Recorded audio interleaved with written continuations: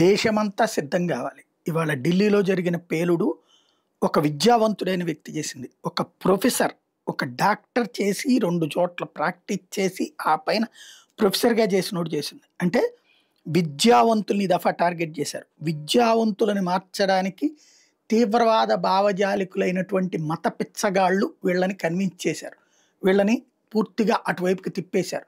దేశం నాశనం అయిపోవాలి, ఇతర మతాలు నాశనం అయిపోవాలి, ఓన్లీ ఇస్లాం రాజ్యమే కావాలి, అప్పుడే ప్రపంచం బాగుపడుతుంది అనేటటువంటి కోణంలో వీళ్ళని మోటివేట్ చేశారు. అంటే ఇప్పటిదాకా చదువు రానటువంటి వాళ్ళు కాదు, ఇప్పుడు చదువుకున్న మూర్ఖులు, చదువుకున్న మత ఉన్మాదులు, చక్కటి లైఫ్ ఎంజాయ్ చేయడానికి తగినటువంటి ఆర్థిక స్తోమత కలిగినటువంటి ఉన్మాదులు మతరాజ్య స్థాపన కోసం మన మధ్యనే ఉంటున్నారు, ఉండబోతున్నారు. వాళ్ళలో ఎవడు మత ఉన్మాదో చెప్పడం కష్టం, ఎవడు అరాచకం చేయబోతున్నాడో చెప్పడం కష్టం.